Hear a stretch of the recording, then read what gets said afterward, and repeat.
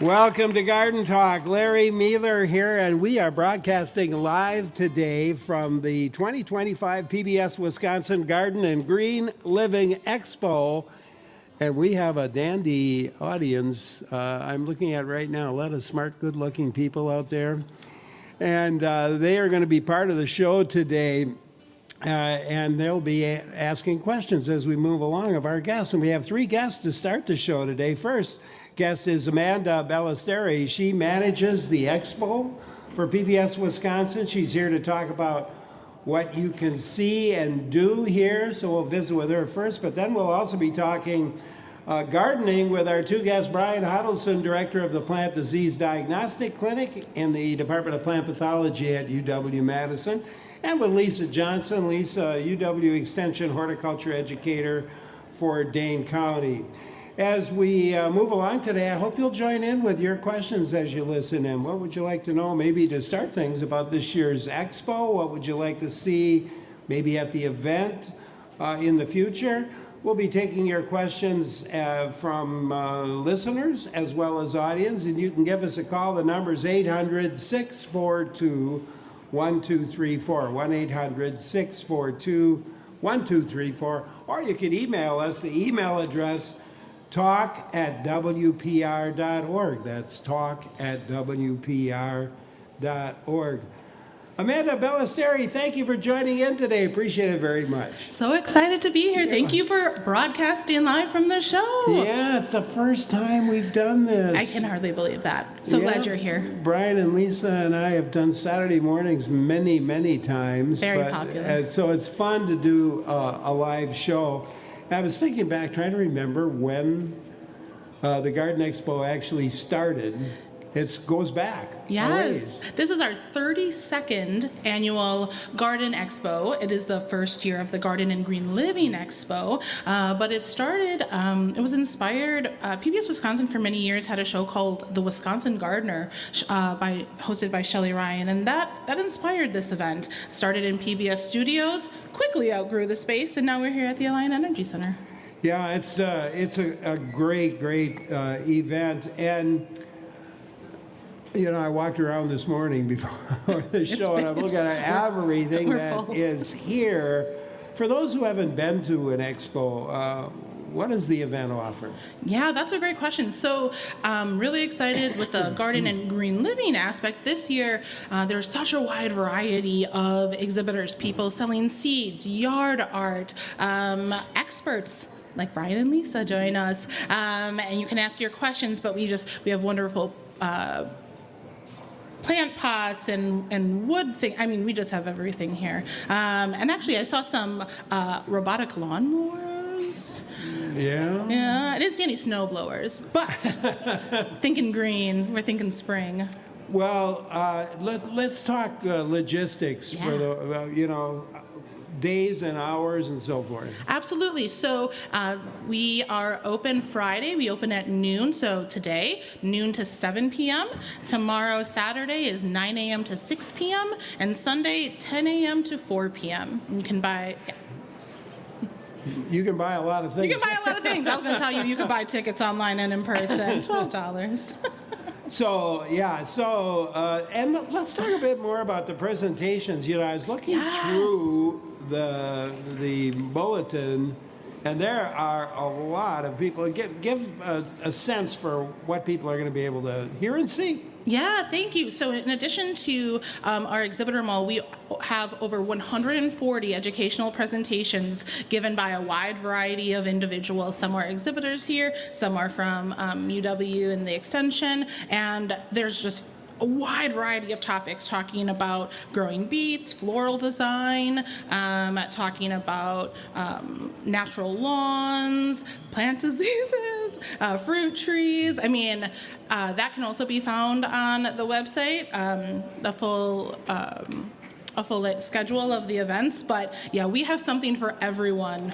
For sure. I'm just amazed at the number of experts that you have here. We are really fortunate. People really come and give great support, and it's just wonderful that we can offer. And all of these presentations are complimentary with admission. So it's a great, you come, you purchase your ticket, and then you can attend anything you want.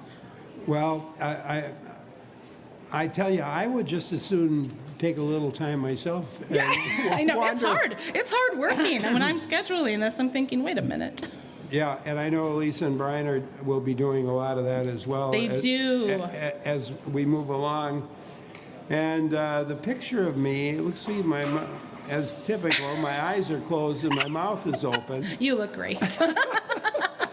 In the bulletin. You look great. Oh my gosh. So how long have you been? This is my fourth expo. So I started in 2022. So in 2021, the expo was virtual, as many shows had to go virtual.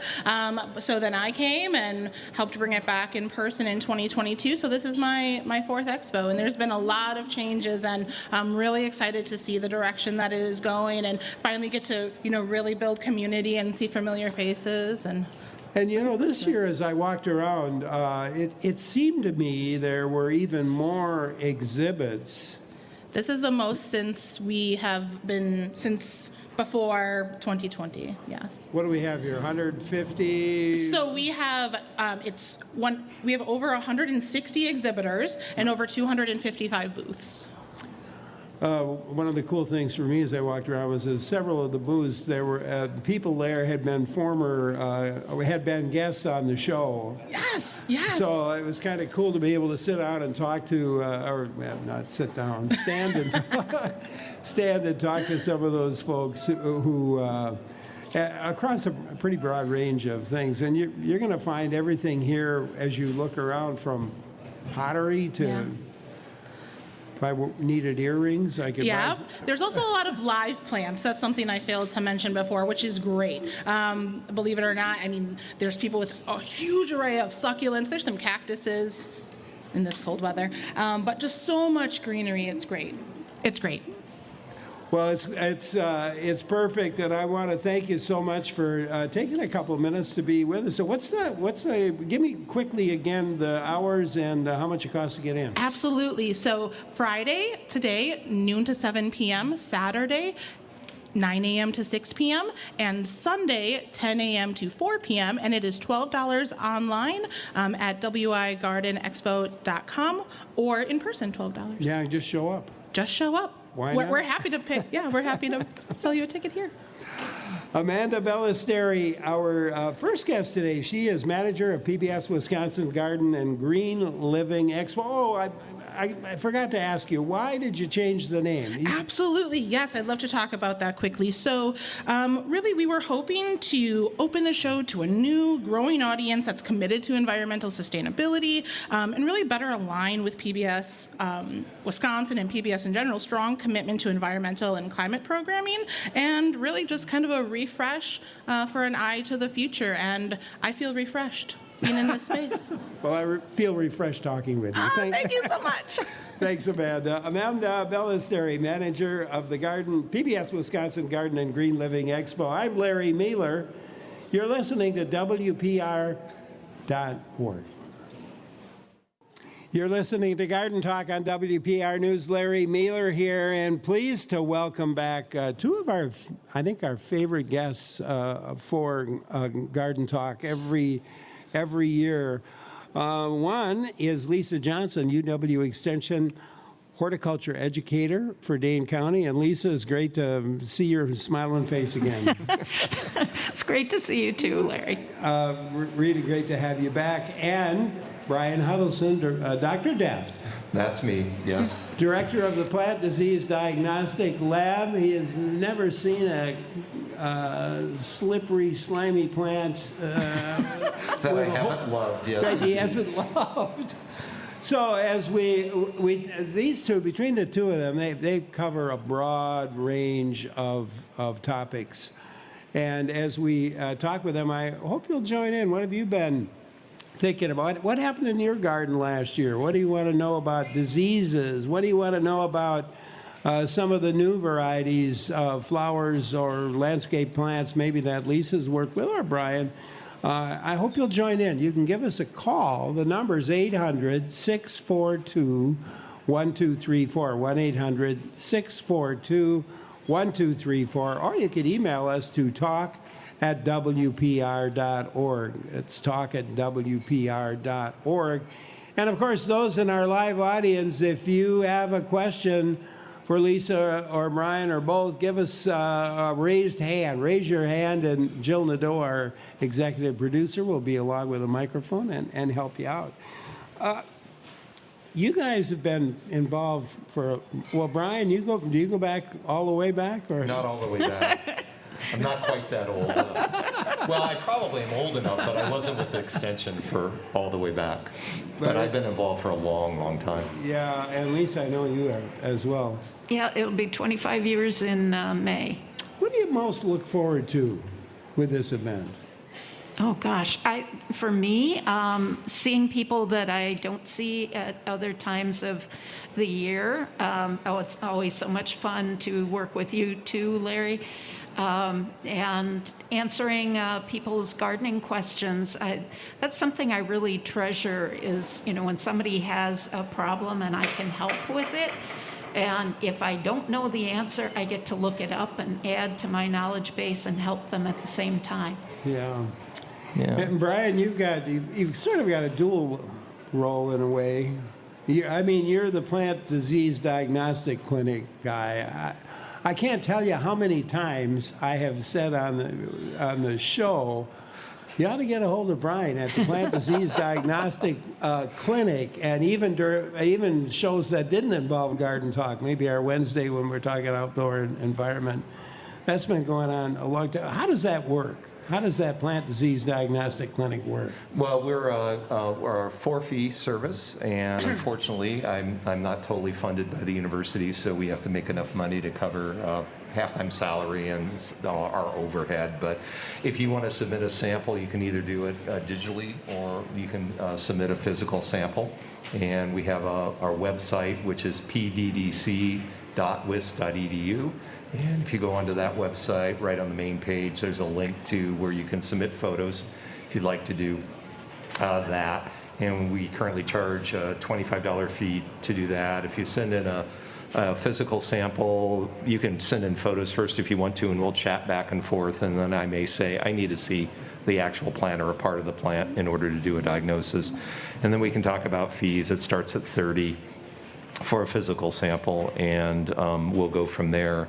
So you send me a plant, I'll process it, I'll see what I can find in terms of a disease, and then send a report back to you. If we have a fact sheet on the disease, that comes along with it, and then you're welcome to chat back and forth with me for additional advice if you need it. So it's a pretty good deal in the end. Yeah, I think our prices are pretty decent for what we provide. So yeah, and what's the benefit? All right, my plant's dead. Yeah, a lot of Brian just told me why it died. Right. A lot of it is preventing that from happening again, so we'll provide information. And that's pretty true of a lot of diseases. Once you see them, you can't really get them under control typically, at least for that growing season. But we can talk about what you might do to prevent the disease from being an issue the following growing season. And that what I might recommend really ranges. And quite frankly, if you want to hear about my philosophy on plant disease management, that's the talk I'm giving this afternoon at 5:15. So, but I provide all kinds of advice, and it can be anything from plant selection to how you grow your plants differently to make them less prone to disease. In some situations, last resort for me is always chemical control, but I will also provide those sorts of recommendations when they're needed. Yeah. Well, we have a question from our audience, so let's go there. Who am I speaking with here? Hi, my name's Carol, and we have a wonderful problem. We just moved into our house, and I have 3 beautiful raised beds that have full sun, and I want to plant vegetables in those beds. And my question is, what's the best strategy to plan those beds and get the most out of them? How big are your beds, by the way? Probably, that's a great question. Maybe 10 feet by 4 feet each. Okay. Nice. I would say from a disease standpoint, just to jump in here, is make a map of where you've planted your vegetables this year and refer back to that and do that every year, and then make sure you're not growing the same plant in the same area or even plants that are in the same plant family. So if you've got solanaceous sorts of vegetables like tomatoes, potatoes, peppers, eggplant, all of those are somewhat related and can sometimes get similar to diseases.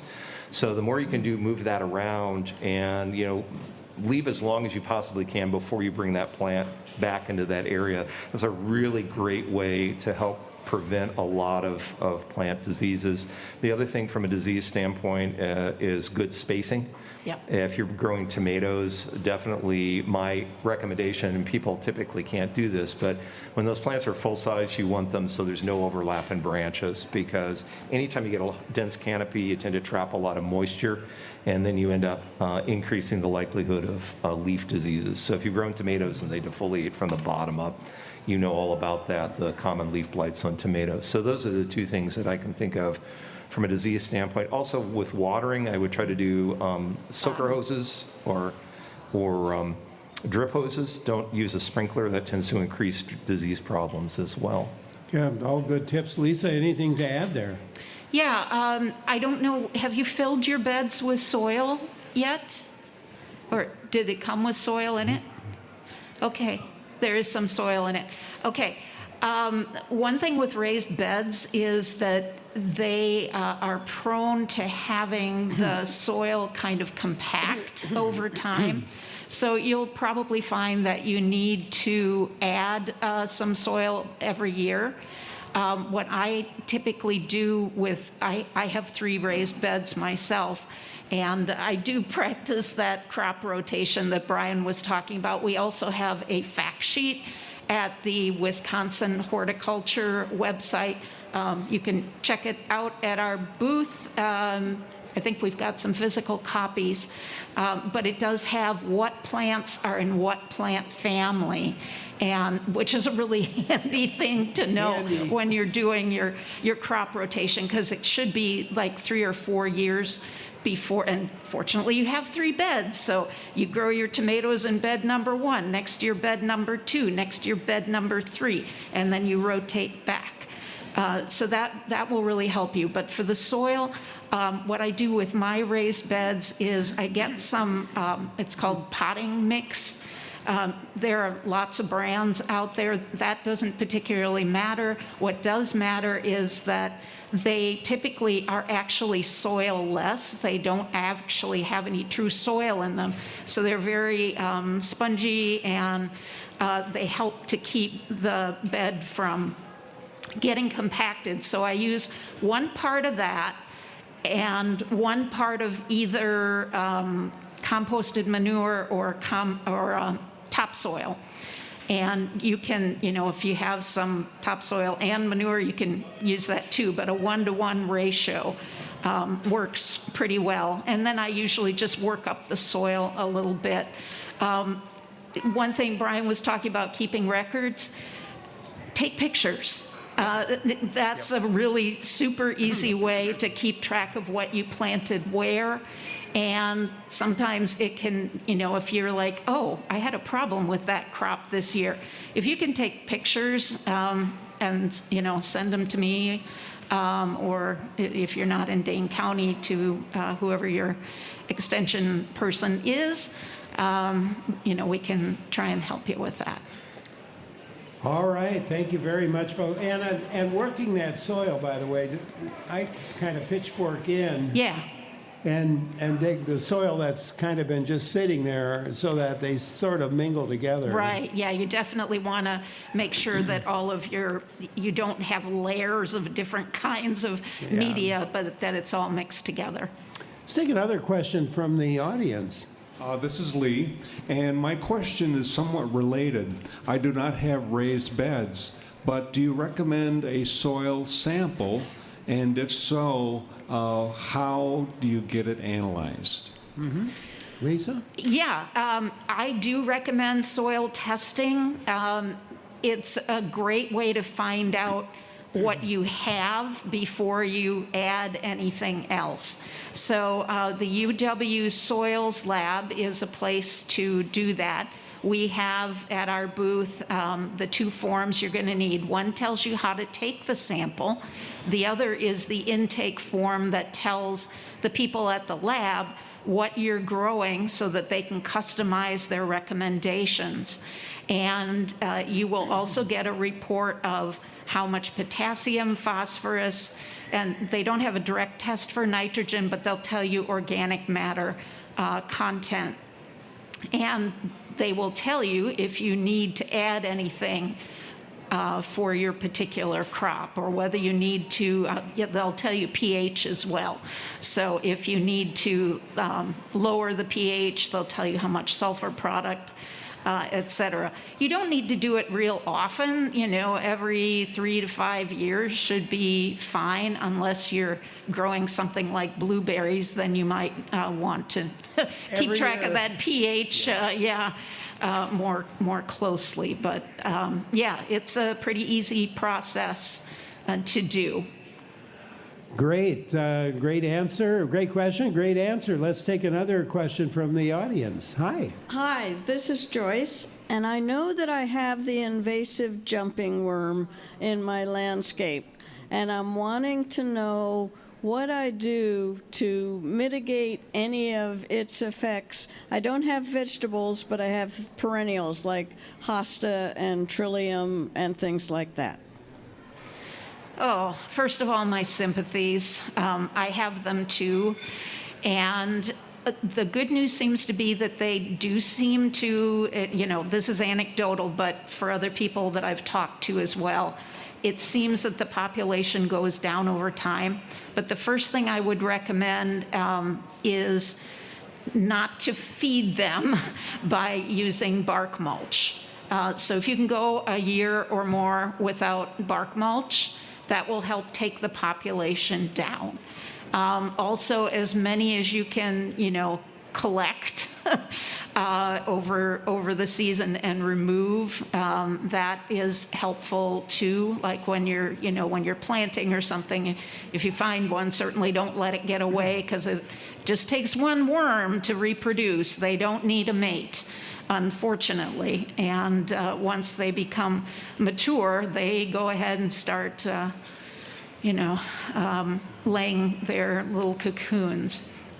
At this time of year, they overwinter as cocoons, so you won't see any worms until a little bit later in the season. But they sure do a number on the soil, and deep-rooted perennials tend to do better than shallow-rooted perennials, so like astilbes, really hard on them. I haven't had much of a problem with hostas. Hostas are tough as nails, but yeah. I wish I had a silver bullet to recommend for you, but unfortunately I don't. There have been some studies with biochar. But that's hard, you know, if you have a perennial bed, how are you supposed to mix it in there? If you just lay it on the soil, that doesn't help very much. So, it's kind of use the British approach to gardens that don't use the wood mulch and instead plant your plants more densely. Right. And I don't think that the gardens I saw in England, none of them used wood mulch. Yeah, I'm going away from that myself, and that means I get to buy more plants. Now I have a good excuse. Talking today with our two guests, Brian and Lisa, and Brian, of course, is the, Brian Hudelson, I should say, is the director of the Plant Disease Diagnostic Clinic. Lisa Johnson, UW Extension horticulture educator for Dane County. It's always great to have them along. And you can join in as you listen in. The number to call, 800-642-1234. You could email us to talk@wpr.org. Or we have audience members right here in front of us with questions. So I think, Jill, are we ready for another question from the audience? Hi. Hi, I'm Judy from Appleton. My question is regarding raspberries. So with my own increasing age and decreasing mobility, I'm thinking of maybe changing my raspberry patch from large ever-bearing plants to, I've seen some advertisements in the seed catalogs for small raspberry plants that you can grow in pots or raised beds. And I was wondering if you know anything about those, whether they're hardy and whether they actually produce enough to make it worth growing them. That's a great question, but unfortunately, I don't know anything about those particular varieties. I do know from sad experience, we tried growing raspberries in raised beds in the teaching garden, and they did not stay in those beds. So we were having to do some roguing out, and eventually decided not to pursue that. But I know they are doing all kinds of breeding. If you have a company that you saw it, let me know and I'll do a little research on it. And we have a brand new fruit specialist too that I can bring to bear on this, so she might have an answer. It's hard to imagine pots, Yeah. Smaller plants in pots might work, but I wonder what the yield would be. Yeah, they tend to be rhizomatous plants, so it's difficult for me to imagine also that they would stay confined like that. Yeah, absolutely. Let's take another question from the audience. Morning, my name is Lily. My husband and I have a piece of property in southern Dane County, and we have scattered clusters of white pines all over the property. Just within the last year or two, we've started developing a problem. I think it's a fungus. I think it has a secondary host in some kind of wild berry plant.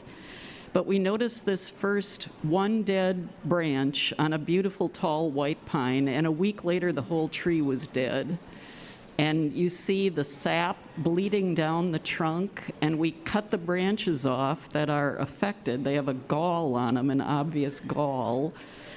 But we're losing tree after tree slowly over time. I'm wondering if there's something more we could do. Now, we're property owners, so I'm not talking 2-yard trees. This is a bunch of trees scattered through 17 acres of property. What do you do besides monitoring constantly and cutting branches? Yeah, what it could be, and what you were kind of alluding to, is a disease called white pine blister rust, and it's a fungal disease, and that particular fungus requires 2 different host plants in order to complete its life cycle. So one of the hosts is white pine, the other one is members of the genus Ribes, so in particular currants and gooseberries are the other hosts. So I would definitely scour your property to see whether you have any currants or gooseberries and rogue those out, get rid of them, because it's the spores that are coming from that particular host that are infecting your white pines. And it infects actually in late summer through the needles, and it will grow down, kill off a branch, and eventually the fungus will grow into a larger branch or the main trunk, and then at that point it will girdle those branches or the trunk and kill the tree. Now, the progress that you mentioned seems a little bit quick for white pine blister rust, so there might be some other sort of problem that's going on, but that would be my first guess based on what you're describing. And again, if you're seeing something of this sort and want to send in some photos to me for me to take a look at, I'm happy to look at those for you, and then we can make a decision about whether it makes sense to submit a sample for further analysis. One of the things I would watch for on those pines that have died would be, or in the process of dying, would be in the springtime. The reason it's called blister rust is because the fungus produces kind of whitish looking blister-like balloons that will pop out through cracks in the bark, and you can oftentimes see those.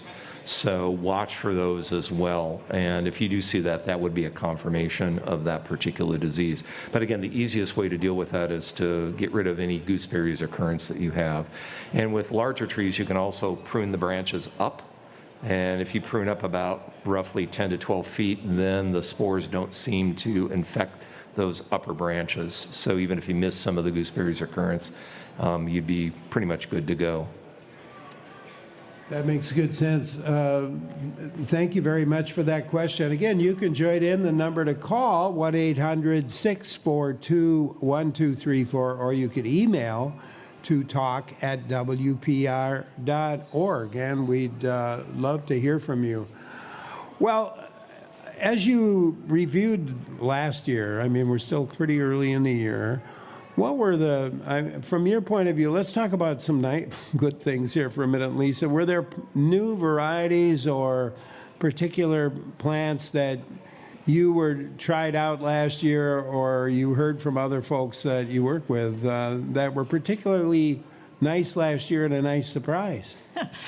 Well, last year, as you know, was a bit of a challenge. At least in Dane County, we had wet in the spring, and then we had super dry for, several months, and then we got some decent moisture again in the fall. So this year, especially with the winter and no snow cover, I'm expecting some dieback on particularly like marginally hardy woody plants, but maybe also some perennials depending on how cold your soil got. So we've had some weather challenges. Yeah. As far as new plants, I personally am trying more natives. I'm checking out different ones. I'm actually ripping out a lot of the ornamentals in my yard that are not native and replacing them with natives. So one that I'm looking forward to is New Jersey tea. That's a nice native plant with a white flower. It is a woody plant. The other one that I'm looking forward to is blue mist flower, and that's a woodland shade plant that kind of looks like ageratum. And I still do love, annuals for pots. And I particularly like the petunias, and gosh, there are so many new varieties, a lot of yellow petunias that, we never used to have before, and they're getting better all the time with the breeding, and I still enjoy that, but I am trying to move my landscape to more natives. Yeah, and on those petunias, there's even some really striking blues, different Yes. blues that I really enjoy. Mm-hmm. Yeah. Well, Brian, I'll ask you that question, but before I do, let's take a question from the audience. Hi, this is Mary Jane. I just have a similar question. Is there anything we can do for city lots, with the no snow winter to help it in the spring? Like, should we go out and water in the spring once the ground is thawed out? Or especially for conifers, like dwarf conifers? I watered them before winter hit, but is there anything to help anything in the yard with the drought we have now? Definitely watering, particularly evergreens, is something that I do recommend, and I'm glad to hear that you said you were watering late into the fall, because we really do recommend, as long as the ground isn't frozen, continuing to provide moisture, particularly for evergreens, because they can dehydrate over the winter. They get what's called winter burn, which is just a loss of moisture through the needles that will eventually cause the needles to brown. So as the soil thaws in the spring, I would get out there and provide moisture for not getting rain. And for established things, I usually recommend about an inch of water per week. Again, I would apply that with a soaker or a drip hose to get it into the root zone of the tree. And then as soon as deciduous trees start to bud out, I would start providing water to those as well. Sometimes you may want to apply a little bit of water even before that, but particularly with evergreens, you need to keep them hydrated. I tell you, if ever there was a year, this past year was the year to be watering right up to freeze up. Right. For sure. Thanks for that question. And we have a caller with a question. John and Merrill will give you a chance to join in. John, thank you for calling. What's on your mind? Thank you. I have a garden, a vegetable garden. It's about 40 by 40. Tomatoes, peppers, cucumbers, the usual stuff. And I rototill it in the spring. I plant my garden, and then there's always a 2-week period where I'm up in the North Woods or whatever, and I come back and it's full of weeds. I'm wondering, and then I'll get my rototiller out and kind of try to till it up in between the plants. But is there anything that I could use or put down to kind of deter this? Literally in 2 weeks, it just gets full of weeds. I mean, should I be laying down mulch, or should I, get some of that screening material? What can I put between these plants? What do you guys suggest? And when do you take that vacation? Over the 4th of July. So around the 4th of July, he takes off for a couple of weeks, and so it's at that stage. The garden looks pretty good when he goes, and not so good when he comes back. I think that your management maybe is causing some of the issues. Every time you till, you're bringing up more weed seeds. And if you had any established perennials, the tilling process cuts the roots into little pieces, and each one of those can go and produce another plant. So I think that probably coming back and tilling is making your problem worse. I think you have the answer, which is put on a lot of mulch. You can use different things, clean straw or hay. Just make sure when you buy the product, if you can ask the vendor if it's clean, and if you see any seed heads, don't do that. But those are some just plain old cultural things that you can do in order to help with that. Another thing that you might do if you want to minimize tilling is actually use a no-till system where you mound up the soil and then you just add soil on top of it every year, and you don't have to till, and you put straw or hay between the berms so that you have something to walk on, and you also use it as a mulch.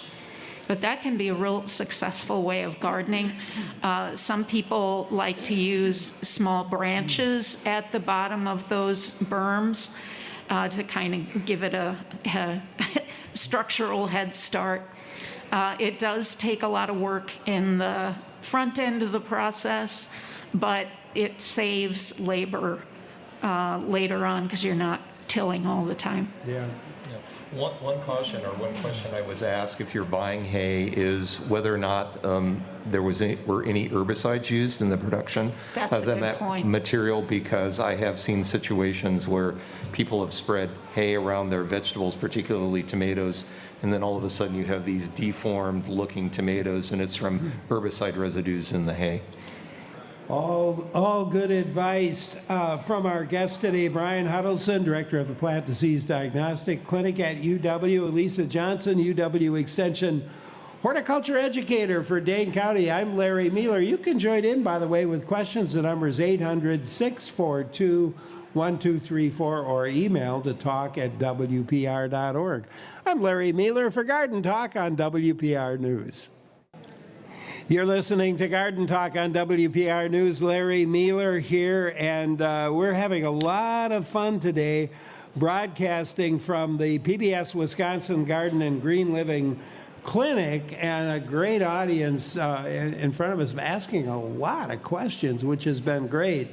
You can join in if you're listening online or on the radio. Give a call. The number is 800-642-1234. Email to talk@wpr.org. And let's take another call from our audience. Hi, I'm Teresa. In the summer, I volunteer at a food pantry garden, so it's a small field. And we were just discussing whether we grow a variety of crops, what would be the best way to bring pollinators in? Should we be planting annual flowers, or what would you suggest? I would suggest planting some natives. You can use things like asters. I know there are some non-invasive goldenrods. Goldenrods are a magnet for different kinds of pollinators, but you want to have something that blooms all through the season. So you need to have something blooming in early spring, summer, and fall. And there are, tons of different plants that you can use. But if you want to keep pollinators if you want to not just feed them with nectar, but actually have them build a population at your site, that's why you need natives, because a lot of our bees are specialists and can't, or they need a special kind of plant pollen to be able to feed their young. Most of our native bees are going to actually be ground dwellers. About 70% are ground dwellers, and most of them are solitary. The bumblebees that we have are, I think, the only colonial species that has a colony. But yeah, if you want to, they call them refugia, where you plant. You can use herbs too, along with the natives, and people usually put a strip. Sometimes they'll put like a strip at the edge of the garden or all the way around the garden, or you'll have a bunch of rows of vegetables and then a refugia strip. Lots of our foraging pollinators don't travel too far from the nest because that takes a lot of energy. So you want to try and provide as much resource for them, floral resource, as well as pollen resource. So there are tons of different lists out there of what you can use as pollinator food. We do have a really nice display at the extension booth over yonder, and you can find out more about the different kinds of pollinators, and particularly bees. All right, great. Thanks for that question. And Jill, I think we have another person up front, right in the front, second row, who has a question. While you're getting there, though, I want to ask Brian. Your limerick book is so much fun. Brian is a very good writer, and well, tell our audience and listeners about your book. Yeah, it was kind of a COVID project, actually, because I was stuck at home and couldn't go into the lab, so I needed something to do, and so writing was something that I could do from home, and I've always had a thing for limericks, so I decided, and again, I do a lot of adult education, and I wanted to try to perhaps reach a slightly younger audience, so I thought limericks might be kind of a hook to get people interested. So I wrote a limerick book. It's called Limericketia. If you want to see it, I have a copy in my booth, 602 and 603. It's right across from the big extension booth. And so I wrote 52 limericks, and one for each week of the year, so you can enjoy a limerick a week.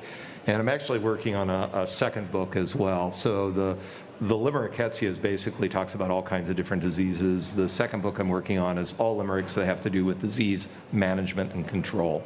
So I don't know when I'll get that done. I'm on limerick roughly 20 right now, and I'd like to get another 50 done total, but that's going to take me a little while. Because the book has not only the limericks, but there are prose descriptions on the particular topic, and then photographs, and then I do original artwork for all of the plates as well. So it's been a fun project to work on. Well, give us an example of one of your limericks. Can you do that? Actually, I lost my phone here for a second, but I'll give you the one that actually inspired me. I used to do a lot of work with ginseng, and one time, the three of us that worked on ginseng, we had some downtime, so we composed a ginseng limerick, and that sat on my incubator, and that was another inspiration for this book. And that one went, there once was a farmer Ontarian, the bane of his life alternarian. Its cure was a smash and brought lots of cash and made him a wealthy agrarian. Now let's give him a hand for that one. That's great. Well, that's not all my effort. That was the effort of myself and Ann Joy, who was my technician at the time, and an undergraduate named Nancy Kurzweil. So we had a lot of fun with that. Well, we can talk some more about it. We've got some questions from the audience. Let's go there. Hi. Hi, I'm Maggie. The question I have is in regards to El Nino seasons. I'm aware what it does with pests and animals in the garden and such, but is there a propensity for any particular diseases in El Nino years? Not necessarily. I can't remember what the actual climate is with El Nino, but for plant diseases, a lot of it has to do with moisture levels. So whenever we have a wetter season, you're going to see more diseases. And that's why last year for me was, as one of my colleagues said, I was giddy about 2024 because we had tons and tons of rain. And whenever we have wet conditions, we see all kinds of diseases. 2023, on the other hand, was an incredibly dry season. And so, again, I didn't see a lot of diseases under that sort of environment. So, again, a lot of it has to do with moisture. Let's take another question from the audience. I'm Bill, and I've got a question about weed removal. I've heard a lot about having hot water for weed removal, and instead of having pesticides and all this and that, we'd rather do something with like hot water. Would that hurt the ground as far as the worms and stuff like that? I don't recommend hot water at all for that very reason, and also it's not effective. If you wanted to use a product on small annual weeds, you can get commercial concentrations of vinegar. It's like 20% acetic acid, but be careful because you can burn yourself on that. It does not work on deep-rooted perennial weeds. It'll just kill the tops on those, but smaller annual weeds, that can work. There are also various organic products that you can use, and some of them work better than others. It's really helpful if you know what kind of weed that you have, whether it's an annual, whether it's a perennial, what time of year it blooms and sets seed, because we have summer annuals that die at the end of the year and go to seed, and then the seed comes up and gets you in the spring. And then we have winter annuals that germinate sometime during the late summer and overwinter as a rosette of leaves. And the boiling water, it will kill the tops, but it doesn't kill the roots. So and it will kill the plants that you have that are there that are the ones that you want to keep. So it's not going to be selective. And it's not great for the soil organisms either. Let's take another question from the audience. I'm Jeanette, and I wanted to know if there was a fungus or other disease common last summer to cranberry crush hibiscus. I had 2 specimens, and one died after the stalks grew about 10 inches. They immediately wilted in June, and the other specimen was only about 50% successful. Yeah, how much moisture did you have? Was it really wet? It was very wet in May and June of last summer, and it's positioned in an area of my yard that is at the bottom of a slope. Okay. My first thought from a disease standpoint would be a root and crown rot of some kind, and those are caused by fungi or related organisms called water molds, and they just kind of rot the roots away, and then that will cause the wilting that you're seeing. The other thing I've always worried about when you see wilting like that, there's another fungus called verticillium that is a soil-borne fungus. It invades through the roots and colonizes the water-conducting tissue inside the plants and blocks it off. And that can be a common problem that will cause wilting and plant death across a wide range of plants. Interestingly, over my 25 plus years in the clinic, I've never been able to isolate that fungus from hydrangea, but that would be something else I would look for if you would send in a sample to my clinic. So those are a couple of possibilities. Brian Hudelson and Lisa Johnson, our guests today, and they're going to be with us for another hour here. We'll take a quick look at the news, and then we'll be back. I'm Larry Meiller.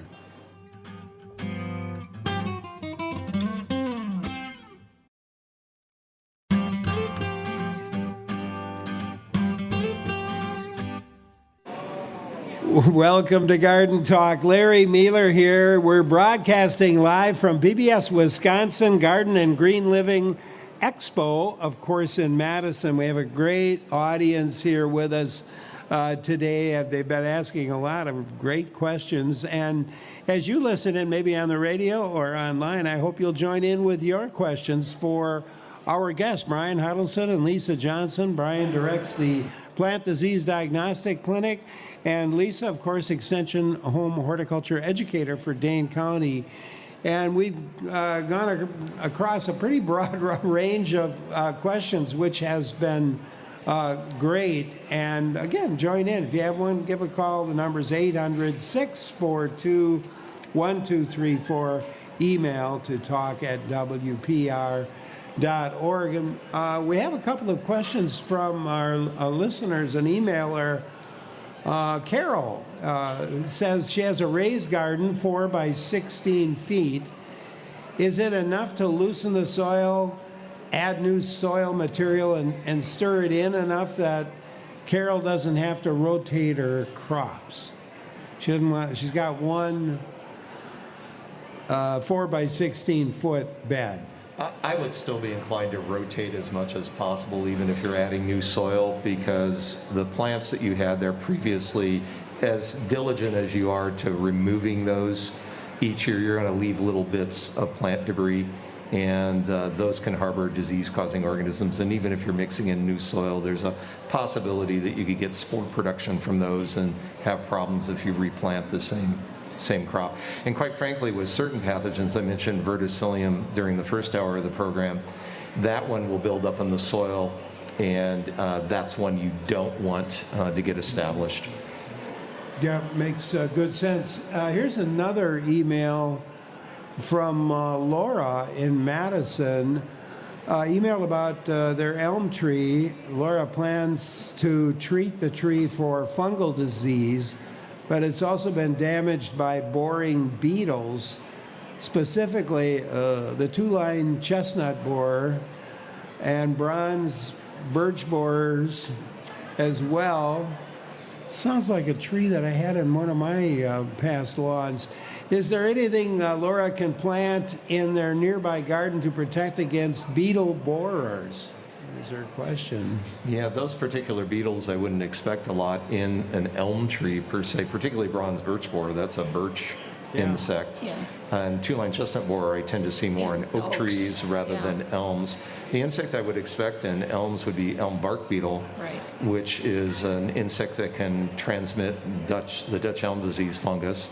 And unfortunately, if there's that particular fungus is in the tree, it's going to be very difficult to keep that tree alive, particularly if it's a kind of wild type American elm.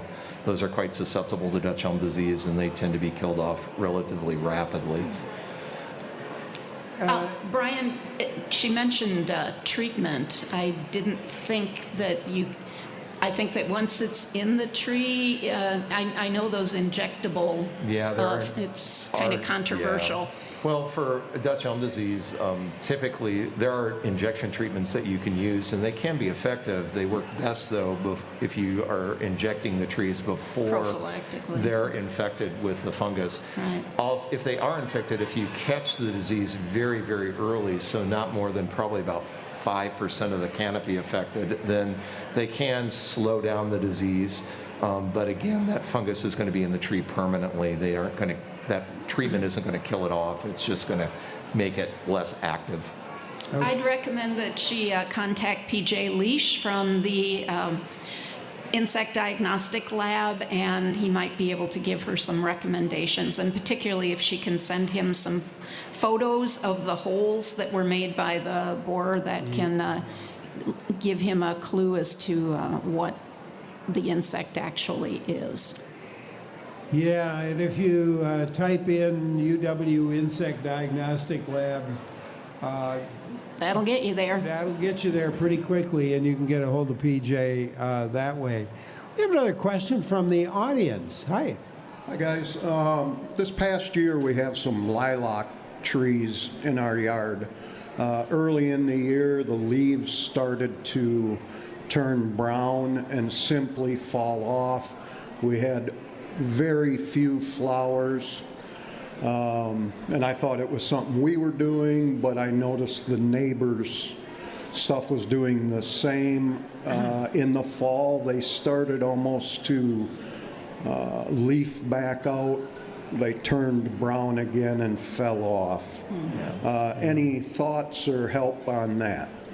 Yeah, what you were probably seeing, I'd have to see a leaf sample to verify, but my guess, based on what I saw from submissions last year, is you're probably dealing with a fungal disease called Septoria leaf spot.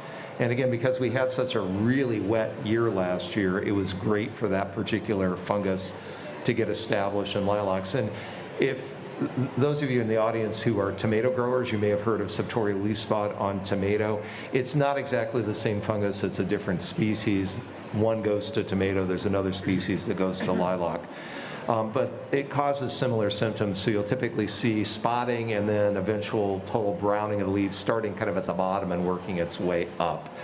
And the best thing to do with that is removal of as much of that leaf debris from that has come down, get rid of that. That's where the fungus overwinters.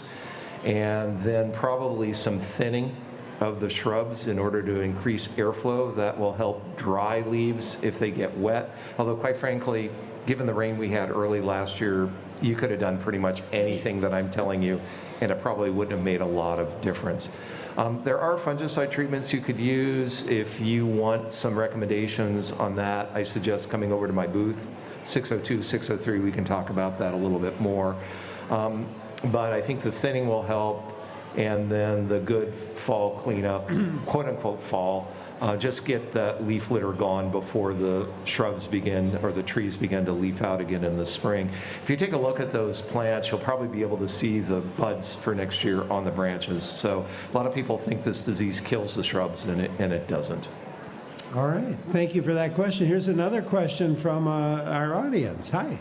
Hello, I'm Susan, and when you were talking about holes in trees, I'm reminded that I have a very mature silver maple in my yard, and I just noticed there's a huge hole in it, about a 15 inches diameter, and it squirrels. So I'm wondering, is that going to kill the branch? Do I need to try to get the squirrels relocated? Probably wasn't squirrels to begin with. My concern would be that there was some sort of wood rot fungus in that tree that's kind of hollowed out an area, and the squirrels are just taking advantage of that. And unfortunately, with wood rots, that structurally weakens the tree and makes them more prone to snapping off in a high wind. So that would be a tree where I would have a professional certified arborist come out and take a look at it. And it reminds me of a time, Bruce Ellison was a local arborist, and one time he was asked to consult up at the state capitol with trees up there, and we went up, and there was one tree that had like 3 or 4 holes like you're describing in the main trunk, and he reached his hand in and about 7 squirrels popped out of that tree very, very quickly. It was the most awesome thing. Yeah, they will take advantage of these hollowed areas. But again, there's usually a fungal rot of some kind that's going on there. All right, great. Another great question. And here's another question from the audience. Hi, my name is Dave, and I have box elder trees growing around my barn, and I keep cutting them down like every other year. How do I get rid of them from growing back? Yeah, that's a tough one because they do produce prodigious amounts of seeds. So when you have something like that, I don't really have any good advice other than to rake up as many seeds as you can. and keep doing what you're doing. If you're telling me that you're cutting it down and then it sprouts back up from the stump, you probably want to paint the cut stump with an herbicide. And there are, a number of different products, but that works really well, especially if you do it in the spring or in the fall. That's when I would do that. All right, there you go. Thank you so much for that question. Again, you can join in 800-642-1234, email to talk@wpr.org. And we have another question from the audience, so let's go back to our audience. Hi. Hi, I'm Beth, and I want to talk about carrots. I've historically had a hard time getting them to germinate. Last year was great because we had so much moisture. I have a big stock tank that really good drainage. I put some great soil in there, amended it with compost. I was interested in growing those multicolored carrots, and so I actually bought a commercial seed tape, planted it, great germination. I thought I'm the greatest gardener in the world. And then when it came time to harvest those carrots, they were awful. They were woody and just tasteless. And I was wondering if it was something in the soil or if it was something with the seed. Could have been something with the seed. Yeah, it could have been something with the seed. Could also have something to do with the weather patterns, maybe. We had a lot of moisture, as people have said, and then we had very little moisture, at least in most of the southern part of the state, for over a month. Trying to remember whether there are any nutritional issues that caused that that I can think of, but. It could also be how long did you wait to harvest them? They do get woodier as they get older. Do you know what variety you had? Didn't know. No? Okay.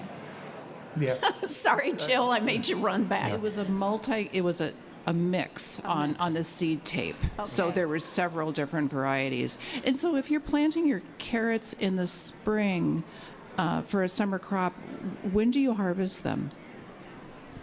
I would harvest them probably in July sometime, depending on when you planted them. Might be a little earlier. And some people have more success with the fall carrots, which you usually put in sometime in late August, at least in the southern part of the state here, and then you should be able to harvest in October or November. Yeah. But sometimes the conditions are better then. I'm thinking this might be a good question for our vegetable specialist. So if you want to email that to me or email it to Larry, and I can find out more. I have one follow-up question. When you dug up those carrot roots, did they look kind of furry? Did they have a lot of little tiny... That's different then. Yes, indeed. That's one of my favorite diseases. It's called aster yellows. It's caused by what's called a phytoplasma, which is a bacterium-like organism. And those are carried around by the aster leafhopper. And we had a great year for all kinds of insect-transmitted diseases. And if you saw what we call hairy roots, so you get a taproot and then all of these little tufts of hair, that's probably what's causing the problem. So there's nothing you did wrong. Had a whole bunch of leafhoppers probably that came and visited your plants. I would also watch other perennials in your garden to see whether they start to show weird growth distortions next year, because that phytoplasma has a pretty wide host range. And so it's called aster yellows because you oftentimes see it in plants like purple coneflower, where you get these really green, leafy-looking flowers with maybe a little bouquet above. Yeah. Also, we'll get lettuce too, won't it? Yeah. It's got a and huge another, host range. yeah. There you go. Thank you so much for that question. Taking a lot of questions today from our two guests on Garden Talk. Brian Hudelson of the Plant Disease Diagnostic Clinic at UW-Madison, and Lisa Johnson, UW Extension Horticulture Educator for Dane County. I'm Larry Meiller for Garden Talk on WPR News. Great to have you with us for Garden Talk today. Larry Meiller here with my guests, Brian Hudelson and Lisa Johnson, as we broadcast from the PBS Wisconsin Garden and Green Living Expo going on right now and through the weekend in Madison. It's always great to visit the expo, and I'm looking forward to getting around myself a little bit after our program's over, after we're finished talking with our two guests, Brian Hudelson and Lisa Johnson, who have been doing a masterful job so far answering questions. If you have one, you can give a call at 800-642-1234, and taking some great questions from the audience. And I believe, Jill, we have another question from the audience. Hi. Hi, Nancy from Eagle River. The last 2 years, I have had a real problem with grasshoppers or crickets, and truth be told, I don't know the difference. And they get into my vegetable garden, and they seem to like spinach, kale, the big leaf stuff, and they just decimate everything. So I went to the hardware store, and they recommended a like a granule, and I've put that around, so it seems to help that with the garden. But then when I come out of my house, all these insects are jumping on me. And I thought maybe it was just my area, but when I walk like 3 blocks down from my house, it's all fields and all the milkweed. It's just loaded with crickets or grasshoppers. And how do I get rid of those? I'm guessing grasshopper. Yeah, grasshoppers. Well, I mean, crickets don't eat. Well, they might eat some rotting vegetation, but usually they wouldn't be causing that kind of damage. I was just trying to think Eagle River and whether, what's your soil like around there? I would say sandy. And maybe clay-like. When I, do this, it does stay clumped. I was kind of wondering about European chafers, but they, I don't think they would show that kind of behavior. Right? That's the kind of soil. But, that's a good question for our entomologist, for sure. I would be also a little concerned about putting insecticide granules around something that you're going to be eating. That can be taken up by the plant, so I wouldn't do that.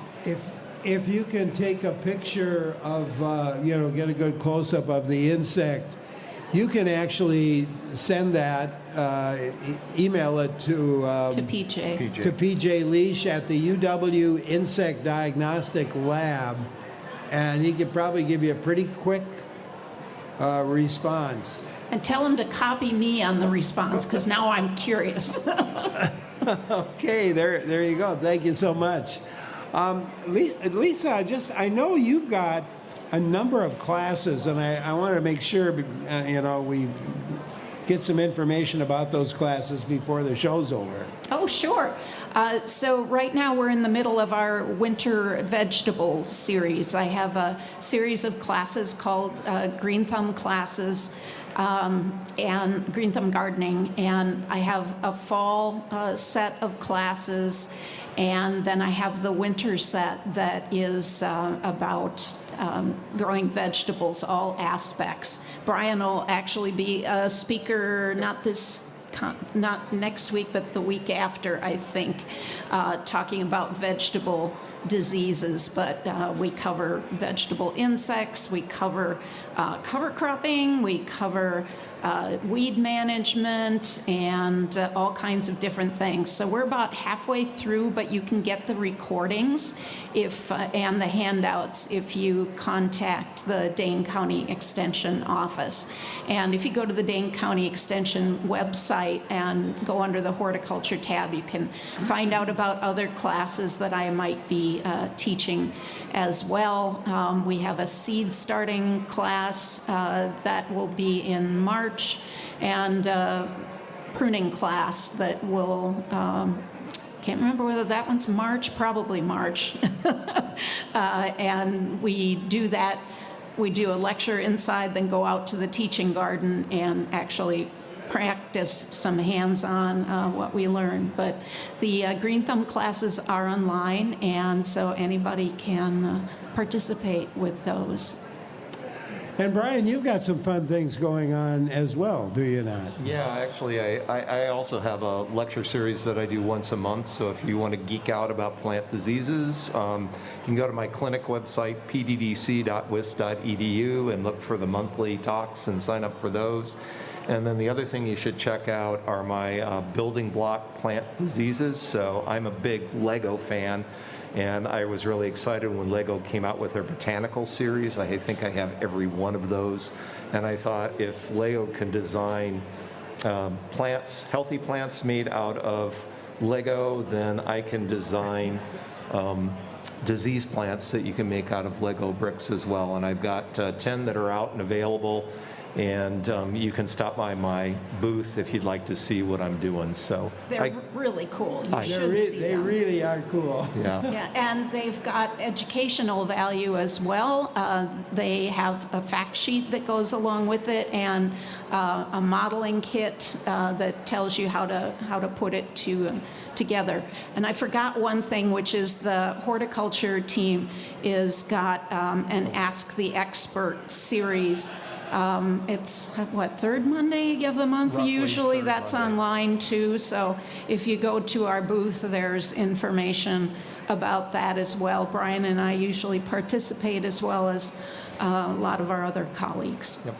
And I have flyers on that at my booth as well. Let's take another question from the audience. From McFarland. I have a natural yard. I have a lot of plants I got at the Friends of UW Arboretum plant sale over the past few years. My question is, I have Creeping Charlie, and I'd like to replace it with like a microclover. I also don't want to, not crazy about using an herbicide. So should I just leave well enough alone? Could I oversprinkle some clover? Any suggestions? We do have a fact sheet actually on Creeping Charlie. Unfortunately, the herbicides are the most effective. Microclover, that's been kind of iffy in our area. It doesn't tend to persist very long. I can understand, wanting to plant something that will compete with that. Is your Creeping Charlie mostly in sun or shade or both? Probably shade, and I don't mind the Creeping Charlie that much. I know bees like it, correct? Yeah, they will use the nectar. I was just going to suggest maybe a native ground cover like wild ginger or something like that. That's pretty thick and might just shade it out. Yeah, the Creeping Charlie, it's actually the first thing to bloom in spring. So it's actually, there's some value. There's a little value that way for it.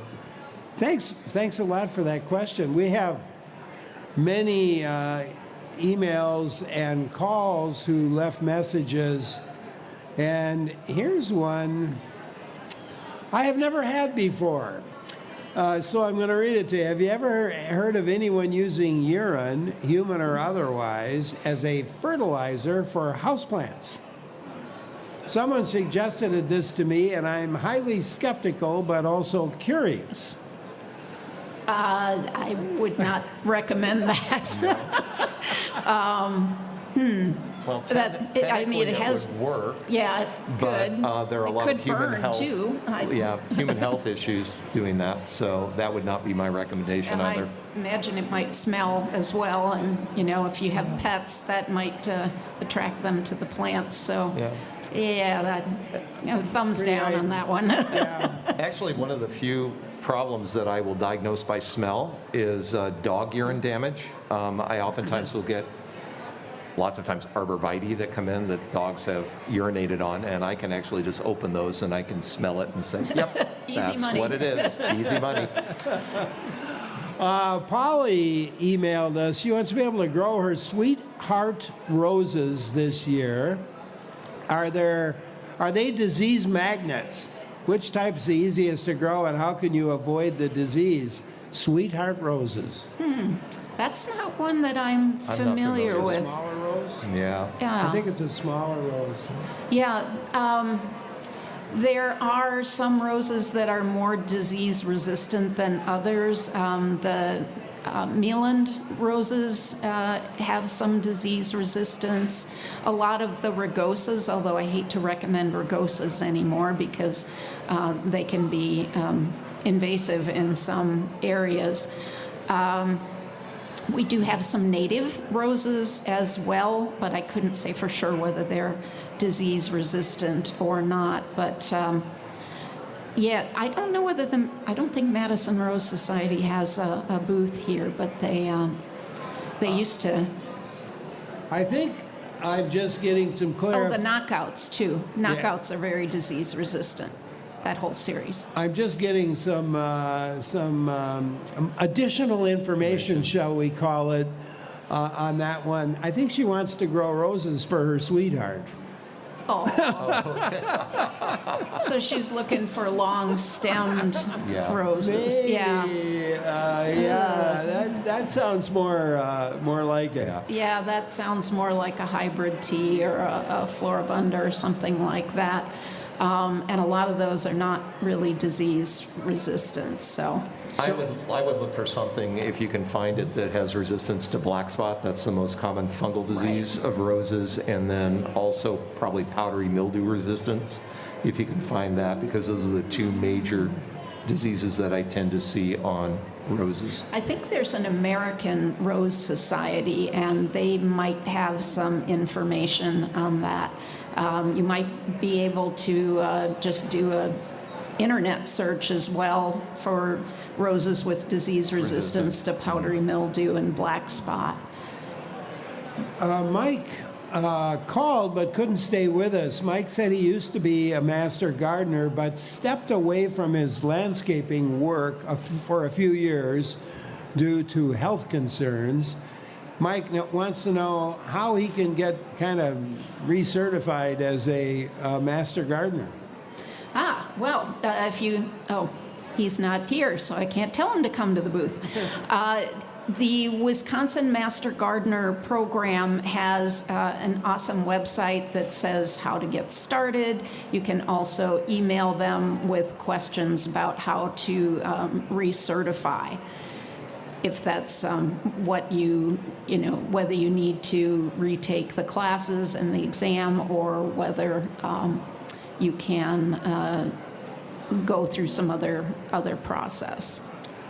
Here's an email. What can people do now to be prepared for plant diseases they may encounter this spring and summer? Yeah, the big some of it is out of our control. If we would have another wet season like we did last year, there's not much we can do. The typical things that I recommend is getting rid of old plant debris. So that's where disease-causing organisms will survive the winter. So cleaning that up, and whether you do that in the fall or the spring, I mean, there's a lot of discussion about this debris being overwintering sites for beneficial insects, so you don't want to get rid of it too quickly. But in my mind, certainly getting rid of it before the plants resprout in the spring is a good idea, particularly if you've had a lot of disease the previous season.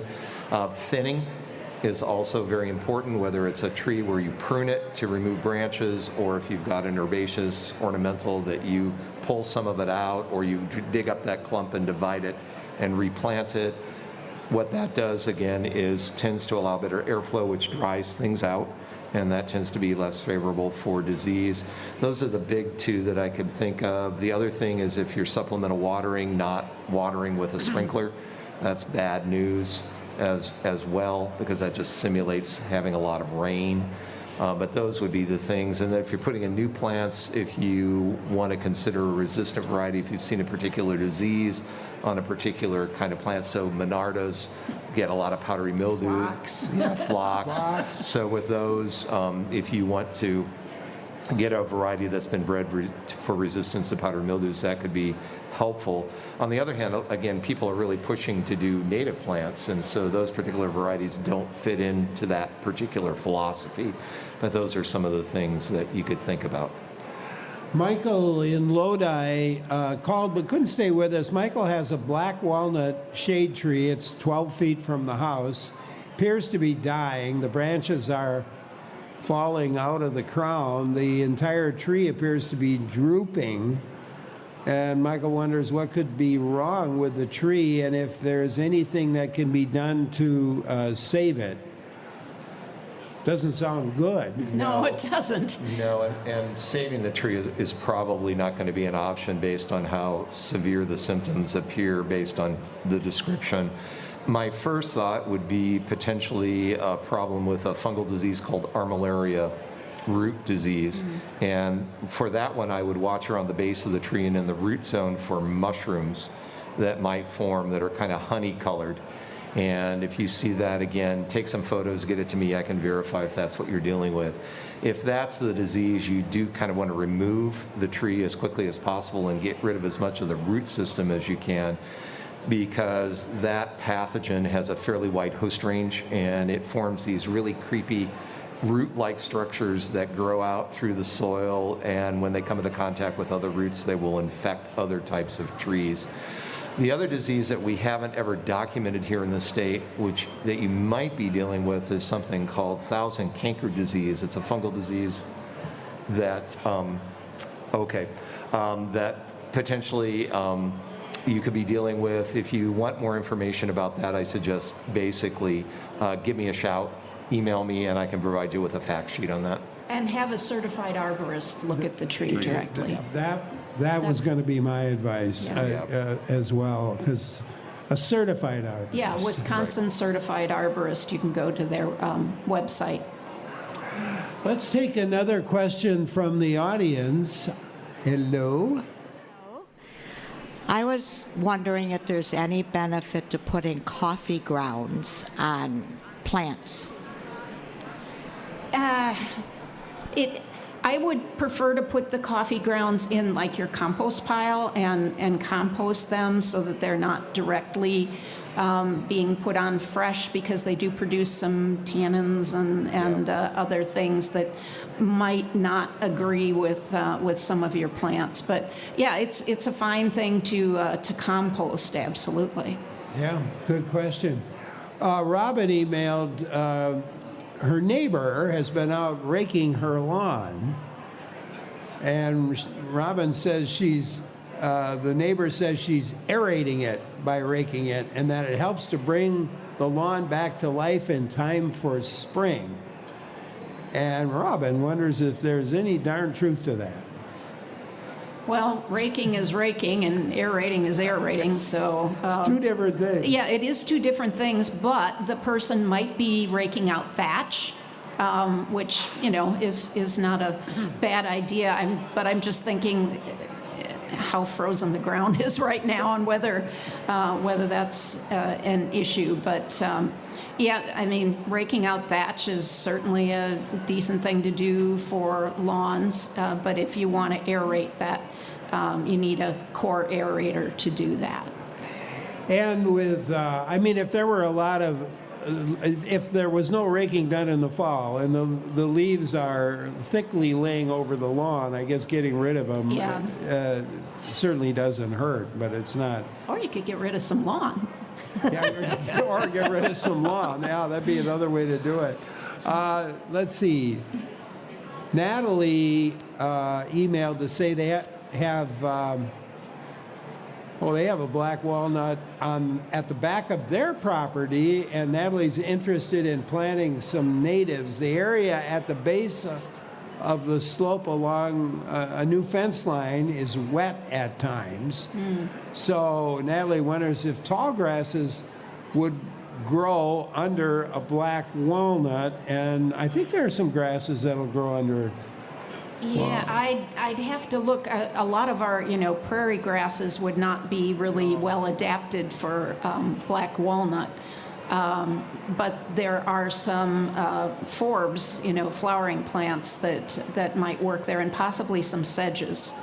But I'd have to look up and see if I could find any information. It's unfortunate with black walnut that we don't have a lot of rigorous studies. We have anecdotal lists, and Brian has a list of, he has a fact sheet on black walnut and a list of some plants that we're pretty sure are either susceptible or not susceptible to the juglone toxin. Usually natives are less, but I'm just not sure whether if you take plants from a prairie situation and try and put them in a wet area that would be shaded, whether that's going to work so well. Yeah. There might be, I think sedges might be a better bet. Lisa Johnson and Brian Hudelson, our guests today for Garden Talk. Join in with your questions. The number is 800-642-1234. Email to talk@wpr.org. I'm Larry Meiller for Garden Talk. You're listening to Garden Talk. Larry Meiller here with my guests Brian Hudelson and Lisa Johnson. Brian directs the Plant Disease Diagnostic Clinic. Lisa, UW Extension horticulture educator for Dane County. And we're broadcasting live from the PBS Wisconsin Garden and Green Living Expo. Questions, give a call, 800-642-1234. Or take a question from the audience.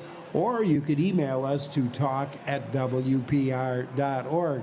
Sue in Madison emailed to respond to Lisa, mentioning that Lisa's looking forward to having New Jersey tea plants this year.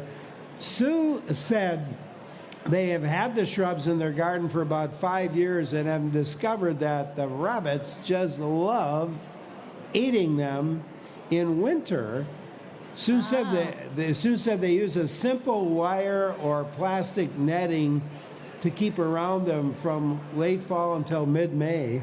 Otherwise, they will be eaten back to the ground every year. That's a great tip. That is a great tip. Sue, thanks for that tip. Here's another question from the audience. Cheryl, and last year I planted bare-rooted asparagus in a raised bed. Will I want to move it this year to a ground bed? When or how do I do that? I would do that early in the spring. Since it's, only from last year, I don't think it'll be, too much of a problem. Just try and keep as much soil around the root system as you can to minimize the transplant shock. So have your hole ready to go and then dig out your plant. So ideally it would still be dormant when you do that, so as soon as you can work the soil. I flash back on a time when I was a young lad, a very young lad, and my dad had planted some asparagus. And it wasn't doing anything, and he just got mad and he dug it up and threw it in the pile. And my brother, Mitchell, had a sandbox.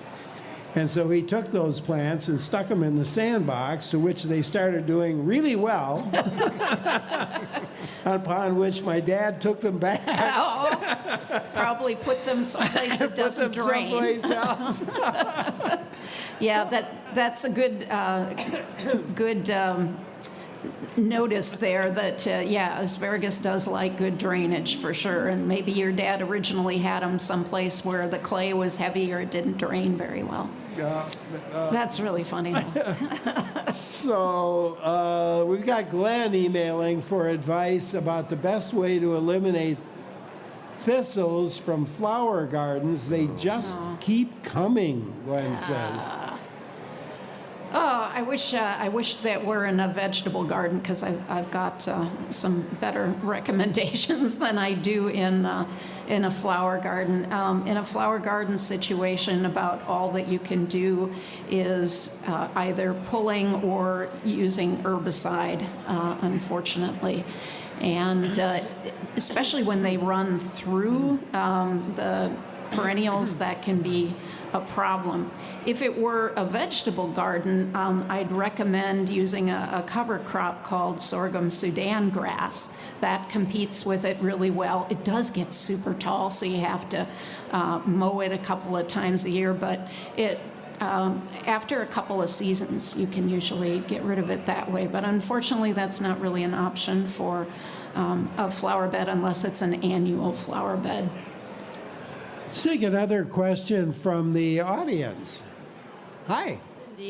And my question is, being some of the red dyes are banned, are you gearing up for more beet crops? I see you have one session on it. I was just going to say, you should talk to Amy Freidig, our beet researcher, and Amy could give you a better answer on that. She's the beet expert. But that is a good question. I tell you, the new beet variety, well, it's relatively new. It's only a couple of years old now. Blaze, Yeah, Wisconsin. I remember Amy talked about that. Wisconsin Blaze. It was developed by a UW horticulturist, and it was just written up in the New York Times for its loveliness and for its how great it looks, which is really beautiful when you cut a section out, and how good they taste. I think they're Wisconsin Blaze, aren't they? Jill's telling me, yeah, she agrees with me. So I definitely would try those out. Let's see, what plant diseases are common for houseplants? It sounds like somebody's had some problems but didn't describe them, especially during winter months. Hard to tell, but the most common things I probably see are virus diseases on plants, and particularly for folks who grow orchids, that can be a big problem. So if you see any sort of blotchy leaf color or kind of yellowish or necrotic ring spots on the leaves, those could be indications of potential viral problems. And unfortunately, what you need to do is just get rid of the plants. There's no way you can cure them from those sorts of infections. Also during winter, root rot. Root rots, I was just going to say root rots, because people, not me, I do drought stress watering, but for most people they tend to overwater houseplants, so root rots can be an issue. And Gary emailed, we're going to the lawns here for a minute. Can you recommend, oh, wait a minute, that's the wrong, I started That's on a lot one of emails to scroll through. Sometimes the emails jump on me on the 'cause screen, they're and I being start to read it, and suddenly there's where did the email go to? Oh, here it is. When is it too soon to apply weed and feed products to a lawn? Okay. So if you're planning on seeding your lawn at all, then you would definitely want to stay away from weed and feed products, because those will inhibit the germination of your grass seed as well as weed seed. So, definitely stay away from that. But when to apply it during the season, usually we don't recommend putting on any kind of fertilizer until about Memorial Day, at least here in the southern part of the state.